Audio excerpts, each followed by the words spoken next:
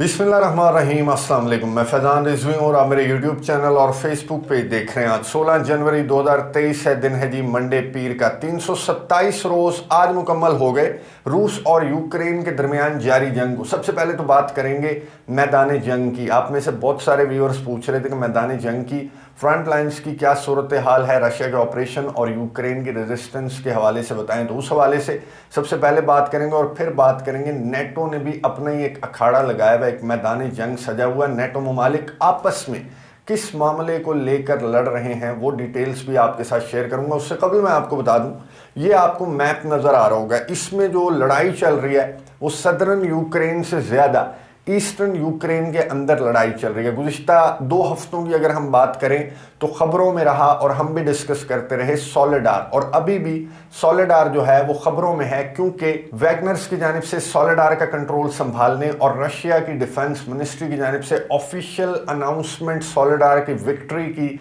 सामने आने के बाद भी यूक्रेन मानने को तैयार नहीं है। इवन आज भी यूक्रेन मानने को तैयार नहीं है। गुज़िश्ता 24 घंटों के दौरान हुआ क्या? गुज़िश्ता 24 घंटों के दौरान रशिया ने 9 स्ट्राइक्स की हैं बखमुत के ऊपर। इट मीन्स कि रशिया अब टूवर्ड्स बखमुत, रशिया की जो पेशकदमी है वो जारी है बखमुत को कंट्रोल करना। नेक्स्ट जो हदफ है रशिया के ट्रूप्स का, वैगनर्स का, चेचन्स का, वो सोलेडार को कंट्रोल करने के बाद अब इनका हदफ है बखमुत। इसलिए बखमुत के अंदर 9 स्ट्राइक्स रशिया की रिपोर्ट हुई गुज़िश्ता 24 घंटों के दौरान। और सुमे रीजन जो है ये आपको नजर आ रहा होगा, इस सुमे रीजन जो है यहाँ पर 44 स्ट्राइक्स की हैं रशिया ने, according to Ukraine defence ministry. अब यूक्रेन की जानिब से भी हमले किए जा रहे हैं, रशिया की पेशकदमी को रोकने की कोशिश की जा रही है। अब रशिया के डिफेंस मिनिस्ट्री ने कहा कि यूक्रेन ने 16 स्ट्राइक्स की डोनेट्स्क रीजन के अंदर, उस डोनेट्स्क के अंदर जो कि रशिया के अंडर कंट्रोल है। आधे से बहुत ज़्यादा अब रशिया के अंडर कंट्रोल है और 32-35% रह गया जो यूक्रेन के अंडर कंट्रोल है। तो यूक्रेन ने जो रशिया के अंडर कंट्रोल डोनेट्स्क है वहां पर 16 स्ट्राइक्स की। और यूक्रेन की डिफेंस मिनिस्ट्री कह रही है कि ना सिर्फ डोनेट्स्क रीजन के अंदर रशिया के अंडर कंट्रोल इलाका, बल्कि वो इलाका भी जो कि अभी तक रशिया ने फुली कंट्रोल नहीं किया, यानी कि सोलेडार के अंदर भी यूक्रेन कहता है कि हम तवातर के साथ स्ट्राइक्स कर रहे हैं। क्राइमिया पर 2 ड्रोन्स हमले करने की कोशिश की यूक्रेन ने। उन स्ट्राइक्स के बाद जो रशिया ने यूक्रेन के डिफरेंट रीजन्स के ऊपर स्ट्राइक्स की थी, उनकी रिटेलिएशन में, उसके रद्द-ए-अमल में यूक्रेन ने क्राइमिया के ऊपर भेजे 2 ड्रोन्स, जो कि रशिया की डिफेंस मिनिस्ट्री ने कहा कि हमारे एयर डिफेंस सिस्टम ने, हमारे क्रू ने, हमारे ट्रूप्स ने उन दोनों ड्रोन्स को मार गिराया। अब ये भी कहा गया जो रशियन बैक सेपरेटिस्ट हैं डॉनबास रीजन के अंदर, उन्होंने कहा कि इतना गंदा हथियार पूर्ली इक्विप्ड हैं यूक्रेन के फौजी और इनके पास तो हथियार है ही नहीं, और अगर हथियार है तो वो चलता ही कोई नहीं। और ये हालत है नेटो ममालिक यूरोपियन कंट्रीज की। उनका भी बेचारों का कसूर नहीं है, उन्होंने तो billions and billions of dollars का असलहा इन्हें खिला दिया और ये खा गए, या हवा में चला गया, या फिर डार्क वेब पे इन्होंने बेचना स्टार्ट कर दिया। बहरहाल जो रशियन बैक्ड सेपरेटिस्ट हैं उन्होंने कहा कि इनके पास तो हथियार बिल्कुल भी नहीं है और ये बिल्कुल खाली हाथ आकर यहाँ पर रशिया की फोर्सेस का मुकाबला कर रहे हैं। अब नेटो ममालिक का कसूर है या फिर यूक्रेन का कसूर है? बहरहाल जंग तो चल रही है ना। अब नेटो ममालिक से यूक्रेन के सदर व्लादिमीर ज़ेलेंस्की ने दोबारा से एक वीडियो मैसेज के अंदर फिर से, मैं हैरान हूं कि इस बंदे को शर्म नहीं आती है, फिर से कह रहा है कि मुझे लीथल वेपन, असलहा, गोला बारूद प्रोवाइड करो। जंग जो है वो इंटेंस किस्म की चल रही है, ये डिसाइसिव बैटल है। इसमें आपकी जानिब से अगर क्विक रिस्पॉन्स फोर्स की तरह आपने रिएक्ट ना किया तो फिर ये जंग यूक्रेन नहीं हारेगा, बल्कि पूरा यूरोप और पूरे नेटो ममालिक हारेंगे, क्योंकि यूक्रेन रशिया को टैकल कर रहा है और वेस्ट के, यूरोप के, नेटो ममालिक के सबसे बड़े थ्रेट से लड़ रहा है इनके बिहाफ पर, नेटो ममालिक के बिहाफ पर। तो यही वाली जो धमकी है जो कि यूक्रेन के डिफेंस मिनिस्टर ने भी दी थी, अब यूक्रेन के सदर व्लादिमीर ज़ेलेंस्की ने दोबारा से धमकी देते हुए कहा कि मुझे असलहा, गोला बारूद, लीथल वेपन प्रोवाइड करो। और पोलैंड जो है एक दूसरे को धक्के लगा रहे हैं कि तू लड़, तू जा, तू जा, तू दे।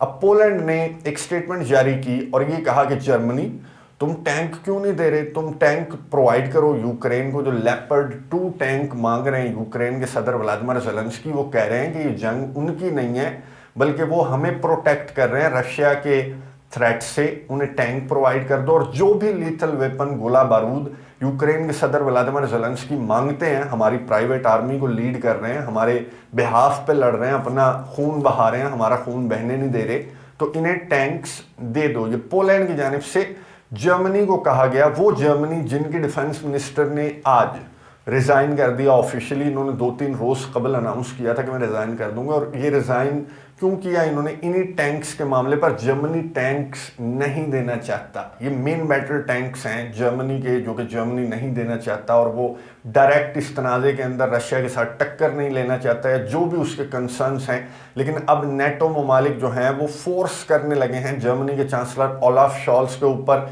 क्रिटिसिज्म भी चल रहा है नेटो ममालिक के लीडर्स की जानिब से कि टैंक्स क्यों नहीं दे रहा, इसे टैंक्स देने चाहिए। और जर्मनी को, जब नेटो को आपने ज्वाइन किया था, तब ये बातें सोचनी थी कि आर्टिकल 5 भी है, और नेटो ममालिक का जो जत्था है वो आपको किस तरह से प्रेशराइज कर सकता है, चाहे आपके गैस के क्राइसिस हैं, एनर्जी के क्राइसिस हैं, प्राइस हाइक है, उनसे इन्हें कुछ नहीं लेना देना। ये एक दूसरे के ऊपर जो है वो बॉल जो है एक दूसरे को पास करते जा रहे हैं ताकि इनकी जान छूटती रहे। अब जर्मनी की जानिब से स्ट्रेट फॉरवर्ड ये कह दिया गया कि मैं टैंक्स दे दूंगा, लेकिन 2024 में, क्योंकि इन ममालिक के कंसर्न्स अब क्या हैं? इन ममालिक के कंसर्न्स ये हैं, इन्हें नज़र आ रहा है कि जंग तो रुकनी नहीं है, यूक्रेन के अंदर नहीं रुकेगी। यूक्रेन का सदर व्लादिमीर ज़ेलेंस्की, जिसे इन लोगों ने पोरस का हाथी बनाया, अब ये इसकी सूंड कट चुकी है। ये जंग यूक्रेन के अंदर नहीं रुकेगी, और अगर ये जंग यूक्रेन से आगे बढ़ी, नेटो टेरिटरी के अंदर आई, तो जर्मनी के पास अगर लेपर्ड 2 टैंक भी उसने यूक्रेन को दे दिए,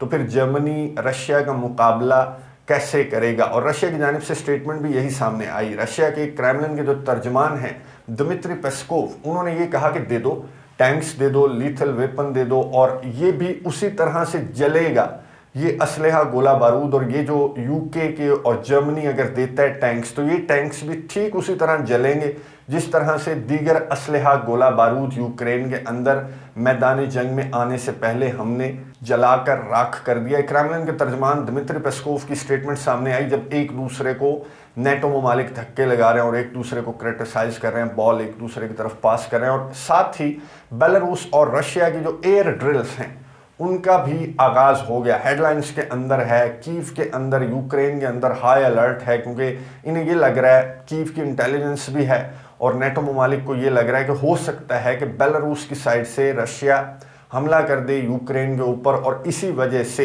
ये जो एयर ड्रिल्स में कन्वर्ट हो गई, ये मिलिट्री ड्रिल्स ये हफ्तों से जारी हैं, और ये इतनी ज़्यादा लंबी लेकर जा रहे हैं रशिया और बेलारूस इन मिलिट्री ड्रिल्स को कि एक थोड़ा सा रोप भी रहेगा, जो नॉर्दर्न बॉर्डर है उस पर थोड़ा सा रोप भी रहेगा, और हो सकता है कि बेलारूस की टेरिटरी से रशिया और बेलारूस मिलकर यूक्रेन के ऊपर हमला भी कर दें। अब ये जो एयर ड्रिल्स जिनका आगाज़ हुआ है ये जारी रहेंगी फरवरी तक, फरवरी के महीने तक ये एयर ड्रिल्स जारी रहेंगी, जिसको लेकर बहुत ज़्यादा नेटो ममालिक और यूरोप के अंदर बहुत ज़्यादा टेंशन है। यूरोपियन कंट्रीज़ ने अनाउंस किया यूक्रेन के लिए 3 बिलियन यूरोस की मदद इमदाद का उन्होंने ऐलान किया है। ऐलान है अभी ये 3 बिलियन यूरोस जो हैं जिस तरह से पहुंचेंगे, ये उसी तरह से पहुंचेंगे जिस तरह से जर्मनी का टैंक जो है वो 2024 में जाकर यूक्रेन को मिलेगा। इसी तरह ये 3 बिलियन यूरोस की जो मदद इमदाद का ऐलान यूरोप की जानिब से किया गया, ये भी इसी तरह से यूक्रेन को मिलेगा। अब शायद ये मिल भी जाए या जल्दी भी मिल जाए, लेकिन जिस तरह की हालत यूक्रेन की है,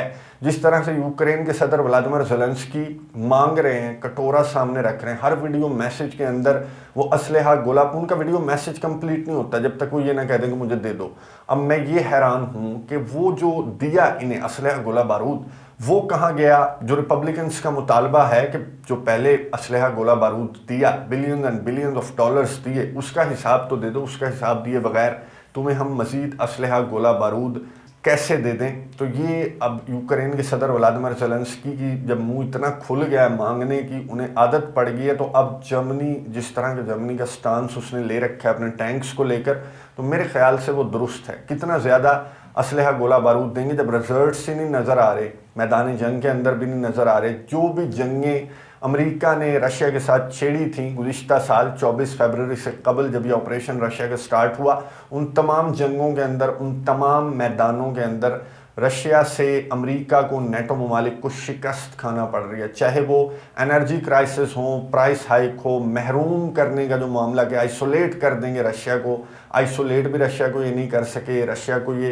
गरीब भी नहीं कर सके सैंक्शंस आयद करने के बाद, रशिया को ये हरा भी नहीं सके मैदान जंग के अंदर, चाहे जैसी मर्जी रिपोर्टिंग करते रहें कि लाखों मर गए, हज़ारों टैंक्स तबाह हो गए, लेकिन रियलिटी जो ऑन ग्राउंड रियलिटी है वो ये है कि रशिया ने यूक्रेन के 4 रीजन्स को ऑलमोस्ट कंट्रोल कर लिया है, जिनको अपना हिस्सा डिक्लेयर करने के बाद रशिया कहता है कि मैं ये ऑपरेशन, ये जंग बंद कर सकता हूं। लेकिन यहां पर यूक्रेन के सदर व्लादिमीर ज़ेलेंस्की हैं जो कि अपनी जिद पर अड़े हुए हैं कि मैं ये 4 इलाके वापस लूंगा और उसके बाद ये जंग बंद करूंगा, तो लाओ दो असलहा, गोला बारूद। अब देखते हैं कि कब तक नेटो ममालिक, यूरोपियन कंट्रीज, मैंने गुज़िश्ता वीडियो के अंदर आपको बताया कि यूरोपियन कंट्रीज, मुझे लगता है कि जो 2 लीडर्स हैं जिनका सॉफ्टवेयर सबसे पहले अपडेट होगा वो हैं जर्मनी के चांसलर ओलाफ शॉल्स और फ्रांस के सदर इमैनुअल मैक्रोन, क्योंकि उन्हें यूरोप डूबता हुआ नज़र आ रहा है। यहाँ पर से इंडस्ट्रीज़, यहाँ पर से कंपनीज़, यहाँ से मैन्युफैक्चरिंग जो कंपनीज़ हैं वो अमेरिका शिफ्ट होना चाह रही हैं, इससे पहले